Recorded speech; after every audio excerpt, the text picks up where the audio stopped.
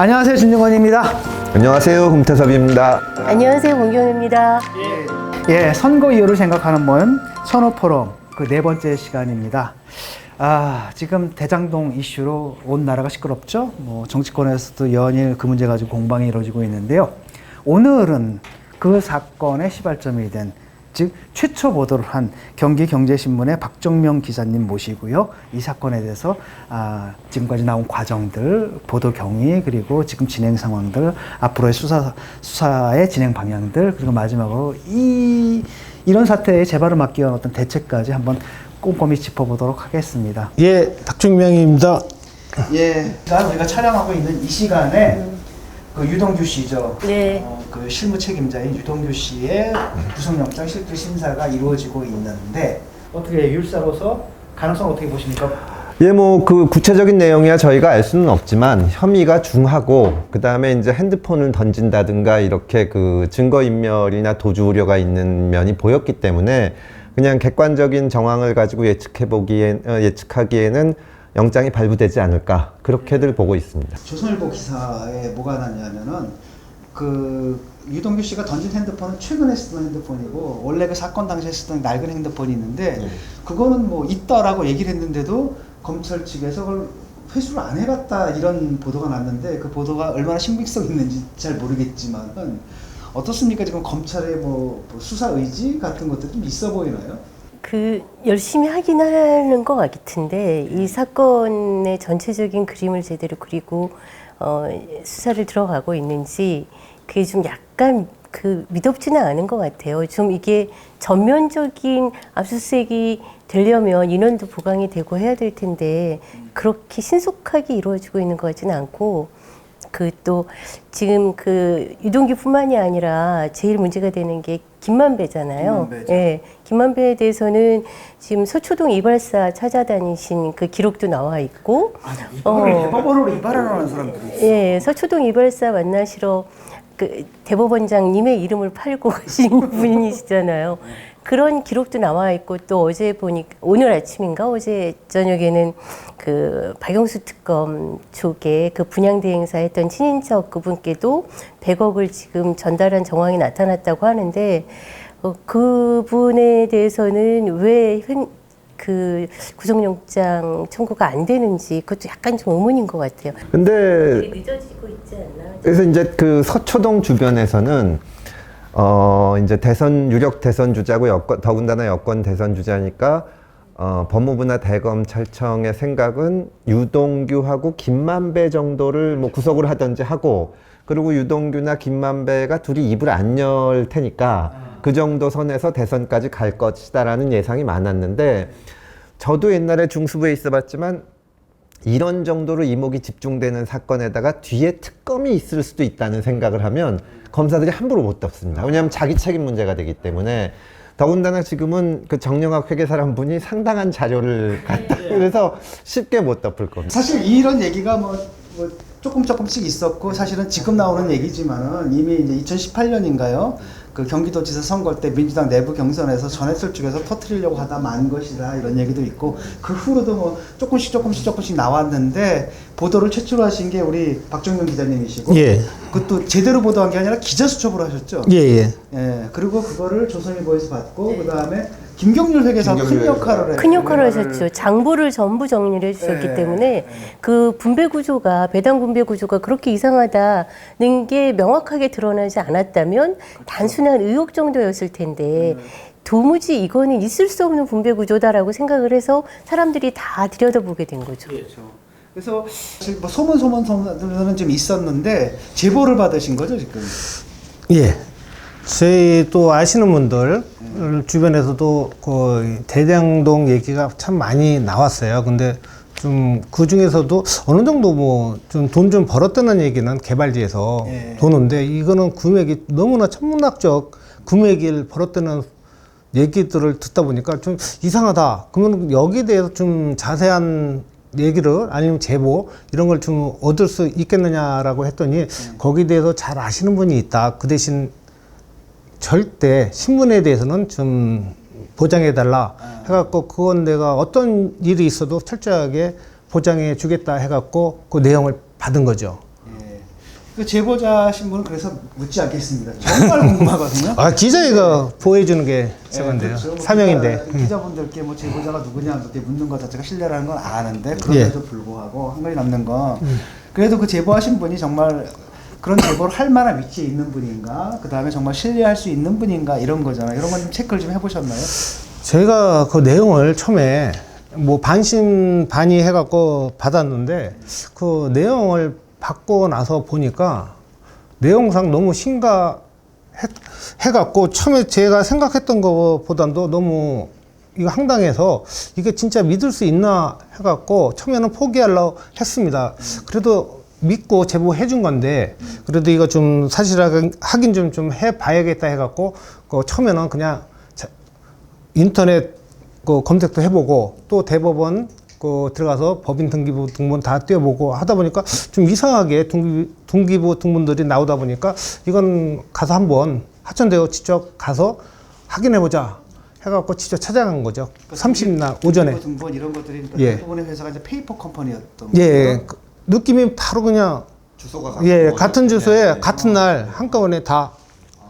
그러니까 저희가 그날 찾아서 딱 한 장으로 정리해 봤더니 이렇게 한꺼번에 그냥 같은 주소로 같은 날 등기 정리를 다 했더니 예. 주소가 진짜 다 똑같네. 예. 성남시 분당구 소판교로 164 패밀리 프라자 제2층 제201호, 제202호, 제203호, 제204호 다 똑같아요 지금. 예.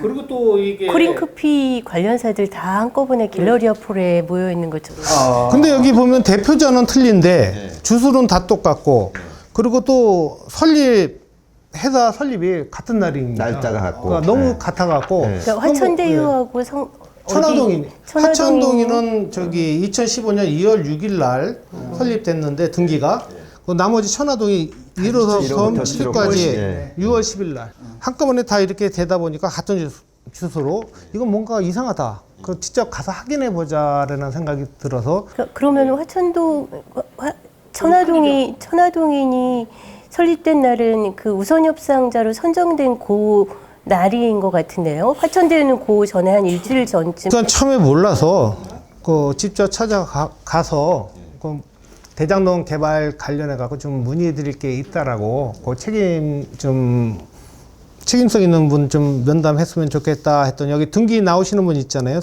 그 하천대유 저기 사내 이사로 등재돼 있고 박현동 천화동인의 감사로 여러 군데 좀 등재돼 있으신 분을 좀 만나서 얘기를 듣다 보니까 설명을 어떻게 해주시냐면은 그 민간업체 공모 선정하기 위해서 그 도시 전문가 뭐 아니면은 그 개발 전문가 이렇게 모아서 또 자본금 3억 이상이라 해갖고 3억 1천에 맞춰서 그 제출을 했다고 합니다. 그리고 거기에 또 맞춰서 천화동인 이렇게 만들었다고 하는데 저희가 느끼기에 누군가 특히 안 주는 이상 신설 업체가 이렇게까지 만들어서 넣을 수 있을까?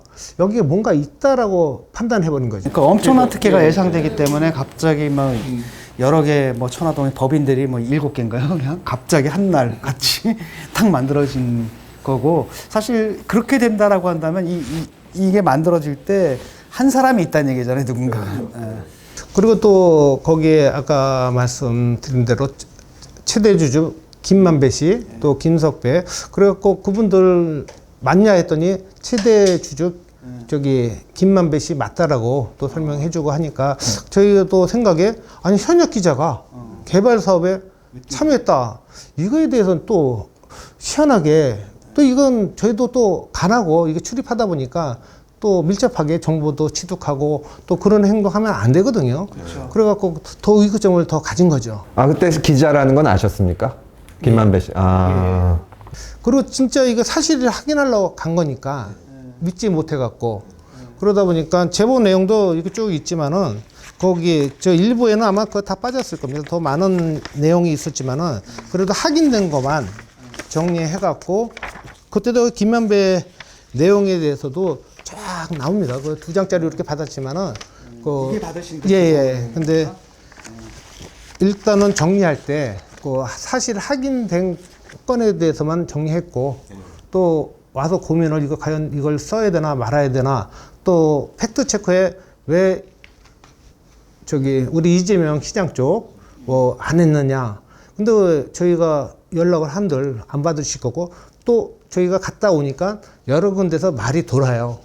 그래서 이거 어떻게 해야 될까 고민을 좀 많이 하다가 또 한편으로는 다 했다 그러면 기사로 자신 있게 냈는데 조금 미흡한 부분이 있어갖고 조금 좀 유하게 쓸 수 있는 기자수첩으로 칼럼식으로 쓰자 해갖고 그 기자수첩으로 발행한 거죠. 그리고 반론을 하면은 뭐 반론해주고 해명 다 실어주려고 기자수첩으로 발행한 거죠.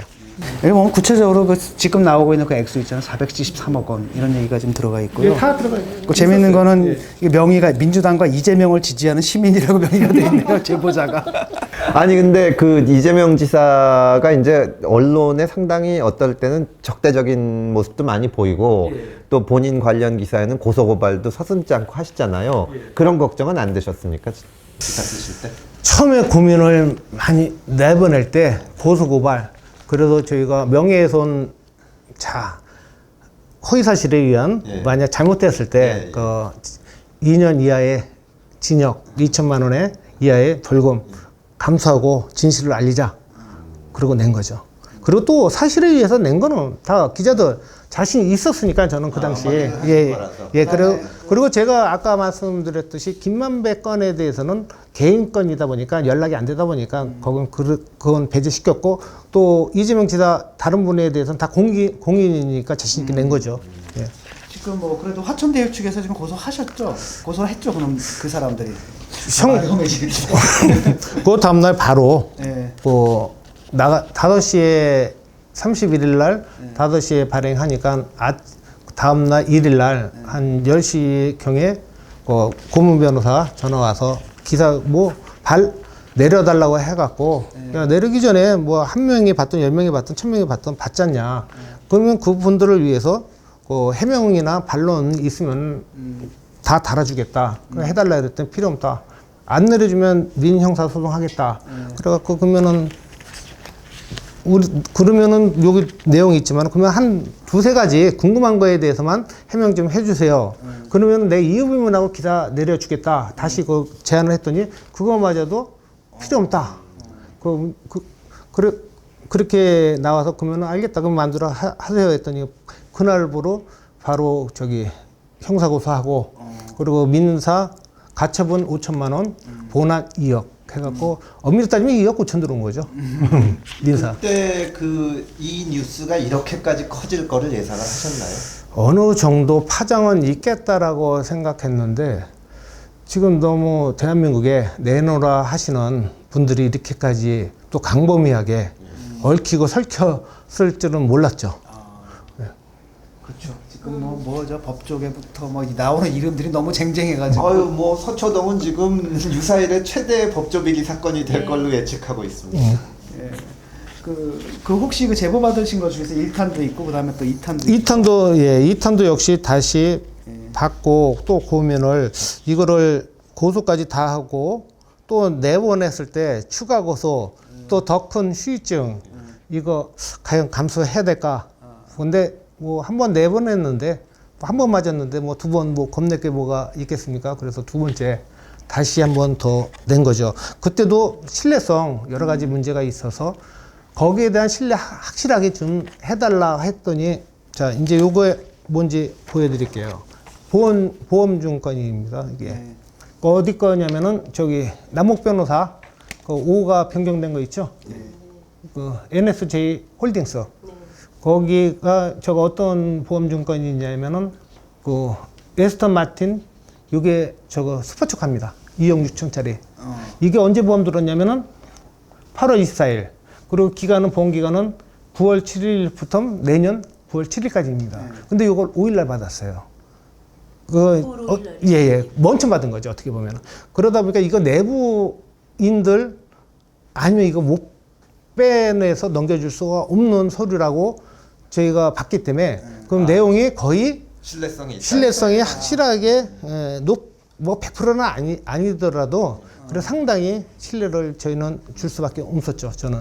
이게 이제 내부에서 나온 게 너무나 분명하니까. 예, 예. 그러다 보니까 자신 있게 낸 거죠. 그러니까 법적으로 그렇잖아요. 이게 이제 언론사에 대해서는 그 표현의 자유, 언론의 자유라는 게 이제 폭넓게 인정되고 정말로 정말 나쁜 그 악이라든지 이런 것이 있는 것이 아니라 상당한 신뢰성이 있고 그 다음에 지금 대상이 된 게 이제 공인들이고 이러니까 사실 소송은 걱정 안 해도 되겠죠?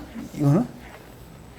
뭐 당연히 걱정 안 해도 되죠. 그래서 사실은 저희도 얼마 전에 선호 포럼도 성명냈지만 언론중재법 네. 그 개정안에 반대한 게 지금 이런 것도 사실은 차단시키거나 할 수가 있지 그렇죠. 않습니까? 네. 그래서 그래서 법 발의되는 거 보고 좀 느낌이 다르셨겠어요?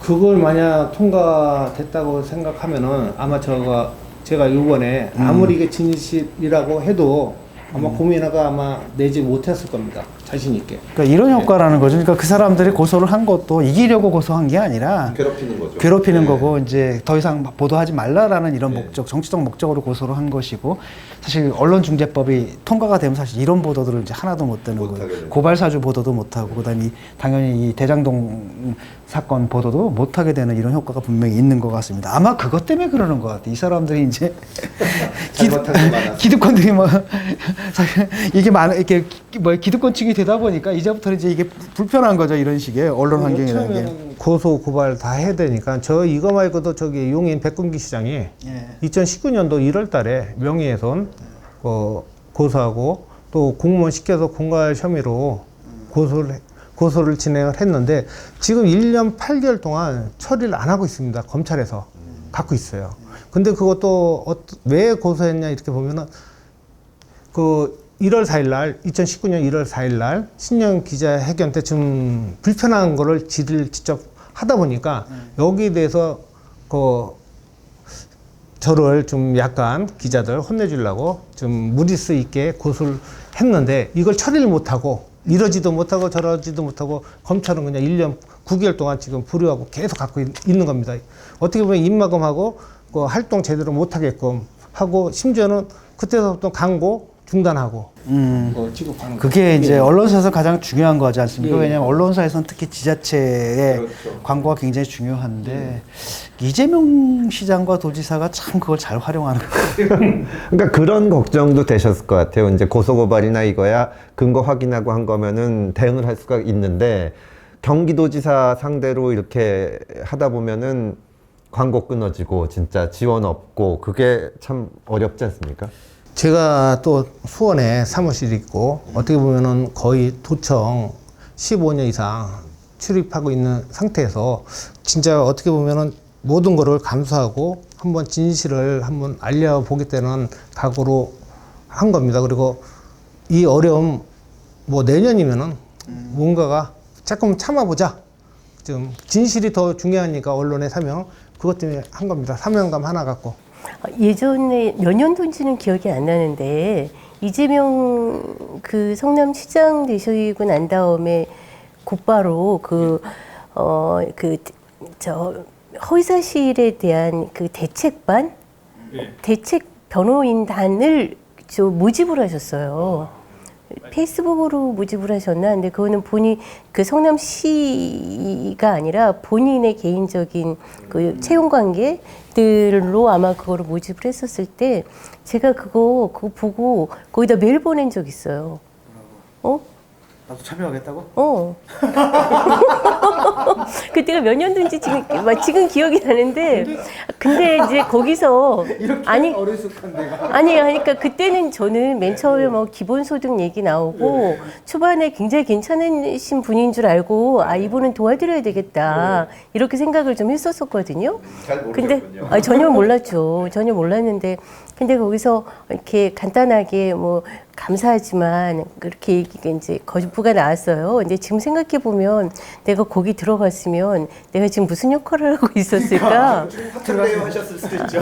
그럴 수도 있고 아니, 그게 아니라. 경기관광공사 가거나 도시개발공사나 뭐 이런 일을 했을까? 지금 아니 그러니까 그 갑자기 사람들이 볼 이게 때는 근데 그 사람들이 볼 때는 이분은 근데 이렇게 믿을 만한 분은 아닌 것 같고 내가 볼 땐 그게 세팅이 된 것 같아요. 왜냐하면 이미 세팅이 돼 왜냐하면 이제 그 성남시장 때부터 문제가 많잖아요. 그 측근들, 비리들, 여러 사람들 뭐 구속도 되고, 그 다음에 그 낙하산 인사 이걸 해가지고 의회에서 문제가 되고, 그 다음에 하는 일마다 항상 뭔가 미심쩍은 것들이 많거든요. 뭐 심지어 조폭과 연루설까지 막 나오고 이러니까 이제 본인 차원에서 그걸 하고, 그걸 해줄 수 있는 좀 이런 말하면, 그러니까 그의 관점에서 믿을 만한 거고, 우리 관점에서는 또라이들을 딱 보니까 이분은 좀 감당이 좀 안 될 것 같다. 그래서 집에서 쉬시죠 이렇게 정리가 된 것 같은데. 근데 그 전까지는 이렇게까지 지자체장들이 기자들 상대로 이렇게까지 안 했거든요.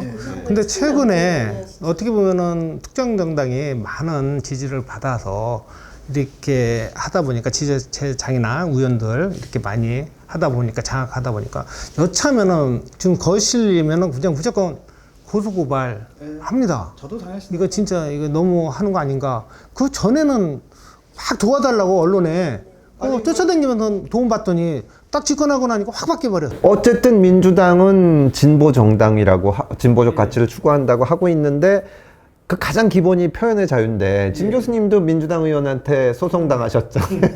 똘마니를 부르지 못하게 하니 그렇죠? 헛돌을 허려만. 그래서 그때 저도 글 올려서 아니 어떻게 그 민변하시고 그런 변호사 출신 의원이 그 이제 비판받았다 그래서 그걸 소송으로 대응을 하냐 이게 말이 되냐 진짜 이상해졌어요 민주당. 이렇게 뭐 이기려고 한 건 당연히 제가 이겼고요. 그쪽은 변호사 들을 수 없는데 나는 단신으로 가가지고 그러면서 그 고소장을 쫙 읽어봤는데 이 정도면 나도 변호사 해도 되겠다. 변호사에 대한 환상이 다 깨지는. 저한테 말씀하셨으면 싸게. 근데 나중에 보니까 그 소송비를 그쪽에서 내죠. 이럴 줄 알았으면 여러분한테 고액으로. 아니 조금 아까 그 말씀 드리려고 그랬어요. 그 기준이 있으니까 최대한으로 해서 수임을 하시고 나중에 그거 다 받아내세요. 그렇지 않으면 못 받아내요. 이번에 그 본안소송 들어온 거 서류를 보니까 앞엔 2억 그 배상해달라고 했어요. 근데 뒤쪽에 또 10억으로 돼 있어. 그건 뭐야? 그럼 뭐 잘못 쳤는지 너무 급하게 그냥 남의 거 짜집게 해갖고 그냥 갖다 낸 것 같아. 예, 많이 한 것 같아요. 여기저기 많이 하는데 이제 그 이거 갖다 쓰다 보니까 미처 안 고친 거지 금액을. 뒤에 안 꽂혔어요. 10억으로 돼 있어 지금. 예, 이제 이어서 이제 대장동 게이트 지금 엄청나게 이제 번져가고 있는데요. 수많은 사람들 이름들이 나오고 있고 그 다음에 뭐 천화동의 1호부터 7호까지는 대충 다 누구인지 밝혀졌거든요. 그 배우가 또 누군지는 아직은 수사 중인 것 같은데 중간 점검을 한번 해봐야 될 것 같습니다. 어떻게 기사 쓰신 입장에서 지금 나오는 것들이 상당 부분 그 제보 받은 부분하고 상당히 일치하는 거죠? 지금 어느 정도 또 제보 받은 내용 외에도 들은 게 좀 있어요. 근데 아직까지 빙산의 일각이다. 지금 어떻게 보면 순수하게 우리 법조인 그쪽에 계신 분들 이렇게 나왔고, 그 다음에 또 우연찮게 또 야당 나왔는데 또 그러다 보니까 본의 아니게 저기 이재명 지사는 이게 왜 저기 조선일보 야당에 그쪽에 하고 게이트로 몰고 가시는지 저희 납득이 안 갑니다. 그러면 이렇게 광범위하게 얘네들이 노비를 했다고 하면은 과연 그쪽에 그 민주당 쪽에 옮겠느냐? 또 제가 들은 게 있고 또 100억대 설이 나오지 않습니까? 이거 들었어요. 근데 확인이 안 돼 갖고 저도 거기에 대해서는 기사를 못 쓴 거고. 제보 받을 것인 것 중에서 그러니까 뭐 그냥 단순히 그 사람들이 이제 돈을 받았다. 이건 지금 거의 확실시 되고 있잖아요. 네. 근데 문제는 뭐냐면 돈을 받았던 대가잖아요. 뭐의 대가인지 잘 모르겠어요. 그러니까 예를 들면 그 뭐 관련 사건에서 변호를 한 변호의 대가라는 설도 있고 뭐 여러 실제 돈을 받았다면 확인은 안 된 거지만 여러 가지 뭐 권순일 대법관에 대해서는 재판거래 주장까지 나오고 있는 거니까요. 뭔가 역할이 있겠죠. 그러니까 그 권순일 대법관 같은 경우는 지금 저 대법원 판례에 대한 재판 거래의 정황들이 좀 구체적으로 나오고 있기도 하고, 그리고 찾아가셨잖아요. 이발사를 자꾸 찾아가신 게 있으니까. 그리고 박영수 그분은 지금 이상하긴 한데 워낙에 이 나무과 관련해서 이제 그 두 계열이 있잖아요. 성남의뜰에 들어갔던 그 천화동인에 보면 김만배와 남옥이 있는데 이 김만배의 1호, 2호 같은 경우는 지금 실제 주인이 누군지 잘 모르겠고 1호에 보면 이한성이 나오잖아요. 이 이한성은 이화영의 측근님 전 보좌관이라고 얘기를 하고 그렇기 때문에 1호, 2호의 실제 주인이 누군지는 잘 모르겠고 3호는 지금 뭐 이제 그 윤석열 총장 집산 그 누나? 예, 그 3호 정도가 지금 그게 101억인데 요거는 뽀찌가 아닐까? 김만배 뽀찌? 왜냐면 김만배가 지금 그 법조인들의 방패막 세운 역할을 하신 거잖아요. 근데 그런 게 있고 또 하나는 이 남욱 같은 경우는 오히려 남욱 쪽으로는 좀 투명한 것 같아요. 이 그 분양대금과 관련해 택지 분양대금과 관련해서는 있었던 분이고, 갑자기 들어온 분이기 때문에 이제 이게 두 파트잖아요. 택지 분양에 대한 거 9천억을 어떻게 나눴는지 왜 이런 분배 구조를 했는지 하나 하고 그 다음에 그 화천대유에 대해서 이 화천대유의 분양 택지 5개를 그 수의 분양에서 넘겨주고 여기에서 주택을 지어가지고 분양을 했단 말이에요. 그러니까 여기도 지금 한 4천억, 5천억 정도의 그 분양 수익이 있다고 하거든요. 이게 파트가 있긴 아니는데 이 천화동인에 있었던 요 분배 구조 같은 경우는 남욱 쪽은 자기네들이 가지고 가서 뭐 강남에 300억 뭐 건물도 사고 하고 여기는 그러니까 그 택지 배당 수익하고 그 다음에 자기들이 가지고 가서 5필지에 아파트 짓는 거. 그러니까 요게 두 개가 이제 두 파트가 4천억에서 합해서 8천억. 네네. 그러니까 요 파트하고 요 파트는 전혀 다른 파트이기 때문에 여기에서 일단 천화동인의 1, 2호 3호까지는 이제 김만배 몫이고 4, 5, 6호는 남욱하고 그다음에 정영학 이번에 그 가수 네네네 그분하고 그다음에 7호는 또 그 배모 기자라고 해서 김만배 씨가 나중에 또 끌어들인 그분인 것 같아요. 같이 끌어들인. 보면 되는 거 아니에요? 네네네. 그러니까 요게 나눠지는데 지금 그 정영학하고 남욱 씨가 자금을 어떻게 그 활용했는지에 대해서는 대충 그림이 그려지는데 여기는 잘 그림이 잘 안 그려지는 것 같고 그러니까 김만배 씨가 그 사람이 아마도 이제 실제 주인인 로비하고 정계 로비를 아마 담당했을 것 하고 근데 그 로비 자금은 실제로 화천대유에서 돈이 437억이 현금으로 인출해 갔잖아요, 김만배가. 그러니까 이 현금 인출을 하는 거 보면 여기서 아마 로비가 있었다면 이 자금으로 활용이 되지 않았을까. 그런 생각이 들고, 그 다음에 이 화천동인 안에 있었던 1호가 1200이고 2호가 101억, 3호가 101억. 요거의 실제 주인이 누구인지, 이게 이제 좀 문제가 되는 것 같고요. 또 하나는 여기 그 주택 분양한 부분. 여기서도 굉장히 재밌는 일들이 막 쏙쏙 나오는 것 같아요. 그러니까 여기도 그 택지 그림이. 천천히. 너무 많은 걸 지금 동시에 하고 있고. 그래요. 어쨌든 그 얘기만 그것만 일단 던져놓기만 할게요. 요 택지에서는 법무법인 강남하고 그 법무법인 그 NKB, 그러니까 LKB가 원래 두 개가 나타났어요. 민주당 사람들 많이 소송해 주는 데 아니에요? 이 지사의 대법원 판결, 무죄 판결을 이끌어낸 LKB예요. 그러니까 또 그렇게 또 연결되네. 네. 그리고 이 LKB의 택지의 분양을 한 데에 돈이 들어간 데가 하나는 SK 쪽의 자금이 들어가서 그 SK 뷰 테라스라고 굉장히 고급 빌라 만든 데가 있거든요. 여기랑 남욱 쪽에는 지금 키넨 파트너스라고 해서 SK 자금이 들어간 것 같아요. 이것도 좀 약간 투명한데 그 박중훈 씨가 돈을 들이는 게 있잖아요. 근데 이제 이 박중훈 씨가 그 MSBT라고 하는 데에 해서 돈을 집어넣은 것이 여기가 이 MSBT라고 하는 데의 주인이 서윤정 변호사예요. 서윤정 변호사인데 이 서윤정 변호사가 분당 차병원의 법무실장이었어요. 그 분당 차병원의 법무실장이었다가 최근에 그 LKB로 가셨어요. 또 거기 또 LKB도 또 예. 그리고 예, 분당 차병원은 그 성남 FC 그 이재명 이재명 지사의 그 구단주가 성남시인데 여기에 161억 원을 그 성남 분당 차병원하고 뭐 현대하고 몇 군데 6개의 기업이 161억을 후원한 거 이게 제3자 뇌물죄다. 이런 6개 기업에 인허가에 그 특혜를 주고 가져갔다. 이런 걸로 2018년도에 기소가 됐었거든요. 근데 이게 지난 9월 7일 날 이게 무혐의 처분이 됐어요. 그러니까 이것도 이제 만약에 이게 검찰의 그 불기소 결정권이 없었다면 이렇게 끝날 수 있었을 사건이었을까?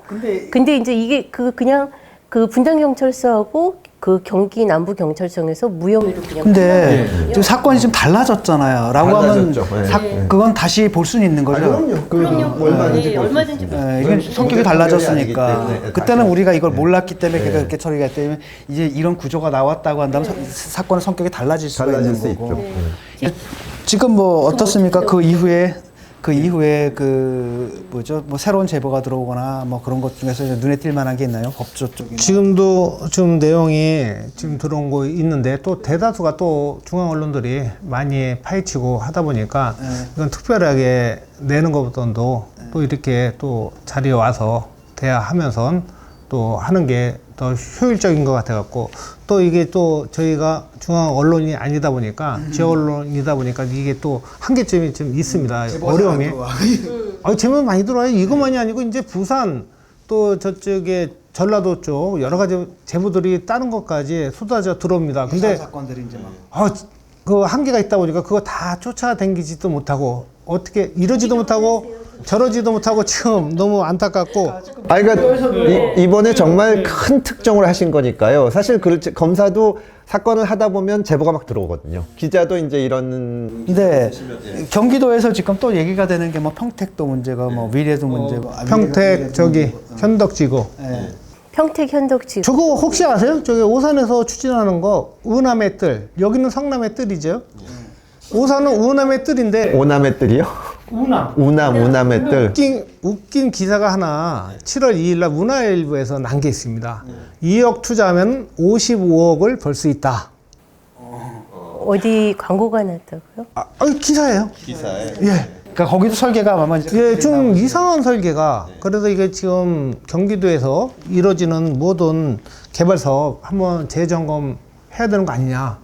이런 식으로 지금 광범위하게 유사한 게 퍼져 있는 거 아니냐. 이러다 보니까 이제 분양가가 뭐고 너무 올라가니까. 전수조사죠. 전수조사 누가 주장했지? 검변이 주장하지 않나? 전수조사해야 된다? 전수조사 제가 주장하는 건 아니지만 한번 해봐야 될 것 같아요. 근데 지금도 이게 문제가 아니라고 저는 생각합니다. 왜요? 지금 아파트가 뭐고 모자라서 여러 가지 그 신도시 다 지정해놨지 않습니까? 이게 만약 이런 식으로 추진된다고 하면은 서민들은 그냥 공공개발로 해갖고 다 공시지가로 땅 강제 수용 당하고 또 이분들은 어떻게 해야 되냐면 딴 데 가서 그 원가로 땅을 사야 되고 또 양도세 다 내야 되고 그러다 보니까 다 얻는 게 아무것도 없어요. 그리고 그 대신 이제 특정 세력들은 너무나 막대한 이익을 챙기고 헐값에 수용해가지고 비싸게. 법적인 맹점이 좀 있는 것 같더라고요. 이 그 도시개발법 자체가 법적인 맹점이 있는 것 같은데 그 성남의 뜰이 이렇게 천문학적인 이득을 받을 수 있었던 것 자체가 강제 수용권이 있는데 그 공공택지가 아니라 민간택지가 될 수 있는 그 맹점들을 법의 그 방법들을 쭉 찾아간 것 같아요. 그래서 이재명 저 시장과 관련된 그 법조인들이 그 찾아서 굉장히 자랑스럽고 뿌듯했을 것 같아요. 그러니까 네네. 왜냐하면 이게 이제 이래서 그 민관합작들이 막 성공을 하고 그러는 것 같은데 원래 그 도시개발법의 사업 시행자가 되는 경우가 국가나 지자체 무슨 그 지방공사 이런 경우 같은 경우에는 이 경우에는 이제 그 강제 수용권이 있긴 하거든요. 근데 이 강제 수용권이 되면 공공택지가 되는 거예요. 공공택지가 돼서 여기에는 임대주택이나 소형주택의 그 의무 비율이 있고 분양가 분양가 상한제가 있고. 이렇게 되는 거거든요. 근데 아까 얘기했던 그 지방공사 요런 사람들이 민간이랑 같이 해서 50% 플러스 일주 이런 식의 그 SPC 특수목적법인을 만들면 여기는 두 가지의 특기가 있어요. 강제 수용권은 있는데, 그러니까 그렇지 않은 주택조합이나 이런 사람들이 그 시행자가 되면 그 토지의 3분의 2를 소유했어야 되고, 그 다음에 토지 소유자 2분의 1의 동의를 받아야만 그 수용을 할 수 있거든요. 이 제한이 없는 거예요. 그냥 강제 수용을 할 수 있거든요. 토지를 소유하거나 동의 안 받고 그러면서도 그런 아까 얘기했던 그 민간 택지가 아닌 거예요.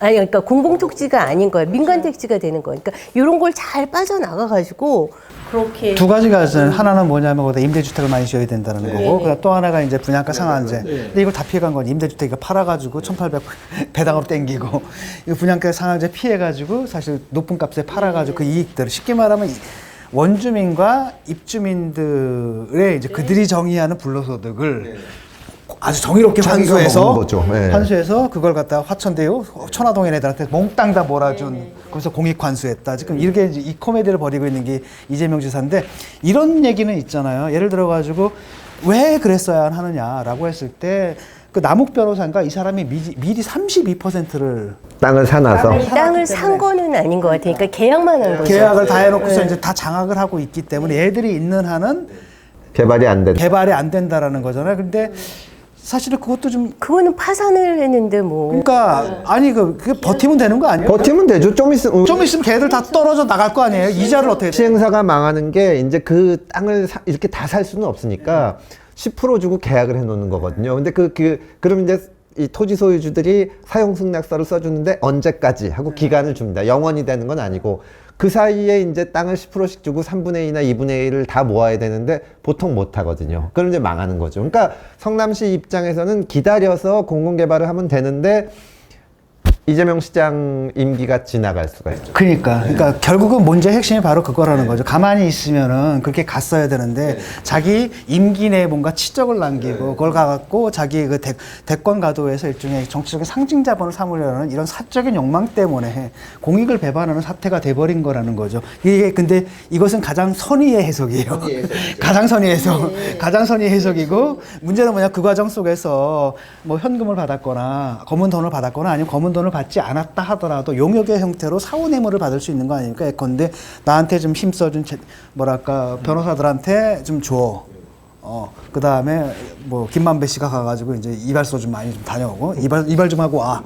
대법원에 뭐 이런 식의 그 대가들을 챙겨주고. 아니 참여를 시켰어도 그 배당의 지분이 있잖아요. 초과 수익에 대한 한도 규정들을 만들어 놨으면 이런 사단이. 근데 만들 수가 없는 게 아니라 걔들 이권을 보장해줘야 되기 때문에 그걸 없앤 거잖아요. 유동규가 원래 있던 그게 들어갔다가 빼버리려 그랬다는 거잖아. 그것 때문에 지금 빼라 그것 그랬던 때문에 거죠. 지금 아예 넣어야 되는 거를 로 넣는다니까는 뺀 거죠. 아예. 이걸 뭐 넣어야 그냥 되는 부주의하게 앉는 게 아니라 뺀 거죠, 있었던 아예. 걸 빼려고 하려고 지금 했다고 지금 기사가 나는데, 아예 뺐다고 한 거죠. 아예 빼버렸죠. 예, 그것 때문에 구속영장이 지금 청구된 거죠. 그렇죠. 그럼 이제 분명하게 그저 배임이고. 그런데 이게 문제는 뭐냐면 실무자가 유동규란 말이죠. 근데 설계자는 누구냐면은 이재명이란 말이에요. 이재명 지사가 자기가 설계했다고 설계했다고 하셨죠. 얘기를 했단 말이죠. 라고 했다면은 사실은 이분만 또 달랑 구속하고 조사 한 번 안 보내고 혐의 없음 이렇게 처리하기 좀 힘들지 않을까요? 이게? 글쎄, 하여튼 뭐 아니 그 계약서도 전부 다 보시고 수익이 좀 많이 날 것 같으니까 920억짜리 사업, 이게 터널 사업이잖아요. 원래는 도시 공원화 사업만 생각을 하셨다가 920억짜리 사업 하나 더 가져와라 이렇게 지시도 하고 그걸 굉장히 자랑을 하셨죠. 자랑을 계속 하시고 성과로 얘기를 하셨는데 아무것도 몰랐다 이렇게 말씀을 하시면 안 되는 거고, 초반부터 그 협약을 했을 때에 그런 초과 수익이 그렇게 많이 갈 수 있으니까 초과 수익 제한 규정을 넣었어야 되는데, 그런 제한 그 밑에 그런 그 고언들이 있었음에도 불구하고 그걸 삭제했다는 거는 그 어떻게 배임 혐의를 빠져나갈 수 있겠어요? 저는 불가능해 보인다고 생각해요. 사실 공익으로 환수했다라는 것도 사실 순수 민간 개발을 했어도 그렇죠. 그만큼 또는 그 이상으로 가는 거고 그놈의 그 터널이라는 것도 결국은 뭐냐면은 집값 오르는 거잖아요. 그거 없으면은 집값이 떨어지는데 그렇기 때문에 개발업자들이 알아서 지어줘야 할 사안이었고 그놈의 공원도 지금은 지금 거의 그 진척이 안 되는 상황이고 소송이 걸려가지고 오히려 좀 물어줘야 할 상황이 돼버렸다라고 한다면은 공익관세 완전 실패한 거잖아요, 사실은. 어떻게 보면. 저희도 지금 이상하게 보고 있는 게, 이재명 지사께서, 공공 환수했다는 게, 5천 몇백억 정도 된다고 하는데, 통상적으로 민간인이 아파트를 져도 다 저거를 합니다. 일부 기부채나 받고, 그렇죠. 도로도 내고, 또 거기다가 뭐 무슨 건물, 여러 가지 좀 집니다. 또 학교도 져주고. 근데 이 정도면은 뭐, 5,300억 그 이상 기부 체납해도 이 돈을 갖고 전부 다 성남시 다른 데 시설비로 쓰고 도로 뚫고 터널 뚫고 하는 거는 또 이 업자들이 했다 그러면은 좀 납득이 가는데 이걸 받아도 거기다 다시 그대로 시설비로 썼어요. 이건 기부 체납이 아니죠. 그냥 거기 시설비. 그렇죠. 자기네 땅에다 쓴 거죠. 그러니까 거기다 그대로 해버렸는데 이게 어떻게 환수했다고. 그다음에 송전탑 같은 것들은 이제 해결도 안 돼 있는. 송전탑 해결 안 됐죠. 근데 이제 보통의 경우에는 주택 개발 같은 경우에는 이게 떨어진 데에다가 그런 지지를 않게 그쵸. 되니까 이런 거는 지금 복합 개발이라고 얘기를 한 거잖아요. 그러니까 신흥동 대장동 말고 신흥동에 있는 부지에다가 공원을 만들겠다 이렇게 얘기를 그것도 한 건데 치적이에요. 그러니까 근데 결국은. 그게 치적인데 이것도 좀 보면 희한한 게 그 신흥동이 원래 사업이 그 신흥 파트너스라고 하는 데에서 진행되고 있었잖아요. 근데 이거를 그 도시개발 구역 지정 해제를 하거든요. 이 해제를 한 것에 대해서 소송이 행정소송도 붙고 이 지정해제에 대해서 취소해라 이렇게 한 행정소송이 하나 붙고 또 민사소송 손해배상 소송이 들어갔어요. 근데 이 지정해제 취소 소송에서 성남시 손을 들어줄 때 대법관이 그 권순희 대법관이에요. 또 등장해요. 네. 그러니까 이 행정소송에서는 지정해제가 마땅하다 이렇게 얘기를 했고 그리고 민사소송에서는 270억인가 300억 정도 그 배상해라 성남시가 이렇게 얘기를 한 거죠. 그러니까 여기에도 조금 문제가 거기가 지금 거기 개발사도 그 화천대유가 성남의뜰이 들어간다고 하던데 맞습니까? 그 나중에 뭘 일부 하는데에도 성남의뜰이 관여한다 이런 기사는 조금 봤어요. 근데 원래 그 공원화 사업을 하는 원래의 분들은 쫓겨난 거죠. 그 2014년도에 LH가 현대건설하고 사업을 할 때, 건설시험 할 때, 그 총사업비의 6% 이상은 민간이 못 가져간다, 이런 제한 조항이 있었거든요. 근데 만약에 그 제한 조항을 여기다도 그 적용을 해본다, 그러면 그 많아봤자 500억. 그렇죠. 500억 정도를 가져가는 거예요. 네, 전체. 그러니까, 근데 전체 6% 천화동인이 6%고 화천대유가 1%잖아요. 네, 7%. 근데 여기에 집어넣은 데가 3억 5천이잖아요. 그러니까 그 500억을 가져가도 이거는 어마어마한 이득인 그렇죠. 거죠. 예. 그러면은 도시 공원화 사업하고 터널하고 이런 거를 전부 다 하고도 한 2, 3천억이 더 성남시 쪽으로 올 수 있었던 사업이라는 거예요. 그렇죠. 네. 근데 이거를 지금 추가 제한 규정을 없앰으로 해서 전부 다 민간으로 그 민간이 누군지 모르겠지만 또 하나 포인트가 이제 우리가 좀 빠뜨리고 넘어갔는데 그 사업 계획서가 거기 보면 남욱 얘기 거기에 뭐라고 나오냐면 매몰 비용 보전이라고 나오잖아요. 그렇죠. 근데 그것이 의미한 바는 뭐냐면 누군가가 돈을 넣었다라는 거고 그 돈을 넣은 놈들은 그 민간 토건족이라는 거죠. 네, 근데 그게 들어왔다고 한다면 그 사업에 다시 토건족들이 붙었다라는 걸 모를 수가 그러니까 그 매몰 비용은 그 전에 돈을 사면서 뭐 저축은행이나 이런 데에다가 돈을 많이 빌렸는데 거기에 갚지를 못하니까 이게 이자 비용이 엄청나게 뛰어서 있는 그거를 자기네들이 보존해 달라 그런 얘기로 근데 보이거든요. 그게 말이 됩니까? 되냐고. 말이 안 되는 거죠, 그래서 권은희 의원이 지금 문제 제기를 하기로는 본인이 잘못한 것들을 결국은 그 공적인 공공이 채무로 거기다가, 바꿔놨다 예. 이렇게 지금 문제 제기를 하시는 것 같아요. 그렇죠. 근데 그걸 알았다는 거 아니에요. 그게 이미 명시가 되어 명시가 있는데. 되어 있으면 그런 사람은 참여시키지 말았어요. 그렇죠. 근데 그 자체도 하나 이제 배임의 소지가 있는 거고. 예. 앞으로 이제 수사 방향은 어떻게 될 것 같습니까?